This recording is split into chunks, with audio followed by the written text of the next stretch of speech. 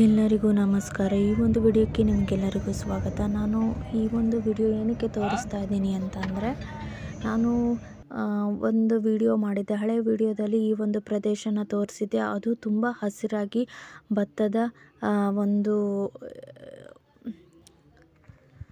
ನೋಡಿ, ಈ ಒಂದು ಹಳೆ ವಿಡಿಯೋದಲ್ಲಿ ಇದೇ ಜಾಗ ಹೇಗಿತ್ತು ಮುಂಚೆ, ಈಗ ಮಳೆ ಬಂದಾದ ನಂತರ ಮಳೆಗಾಲದಲ್ಲಿ ಹೇಗಿರುತ್ತೆ ಅಂತೇಳ್ಬಿಟ್ಟು ತೋರಿಸ್ತಾ ಇದ್ದೀನಿ. ಎರಡೂ ವಿಡಿಯೋನು ಹಾಕಿ ತೋರಿಸ್ತಾ ಇದ್ದೀನಿ. ನೋಡಿ, ಈ ಒಂದು ಮಳೆಗಾಲದಲ್ಲಿ ಎಷ್ಟು ನೀರು ತುಂಬಿಕೊಂಡಿದೆ, ಎಷ್ಟು ಹಸಿರಾಗಿ ಕಾಣ್ತಾ ಇದೆ ಈ ಒಂದು ಪ್ರದೇಶ.